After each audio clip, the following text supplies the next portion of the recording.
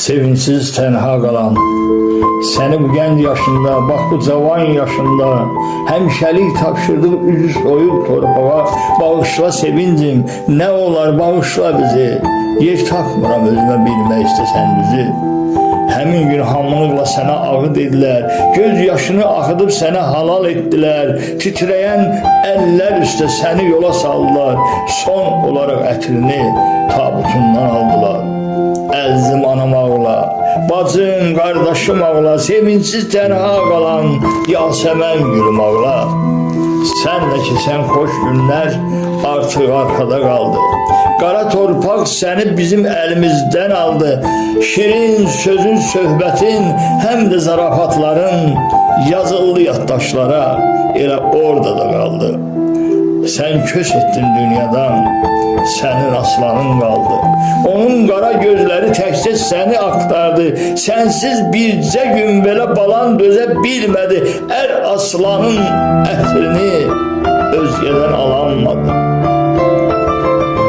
Sənin aslanın vardı, sənsiz tənha qalmadı. Özgəsinin döşündən iğni alanmadı. İstəkli qızının qətl ölümü atanın qətlini tamam əymişdi. Ürək yanğısıyla deyilən ağı qocanın gözlərin kör eyləmişdi. Bu dərdə dözmədi o yazıq ata, tezliklə köç etdi haqq dərgahına. Özünü yetirib gül balasına şükürlər etdi o yaradanına. Ata öz balasının bağrına basıb, solğun gözlərindən doyunca öpdü. Uzun hörüklərə o sığal çəkib, dərindən ah çəkib köksün ötürdü. Qəfildən balası soruşdu ondan, ata, məni görməyə tək gəlmisən, bəs anam hardadır, niyə gəlmədi? Yaman darıxmışam, axı anamsın, yuxumdan çıxmıyır inan heç zaman.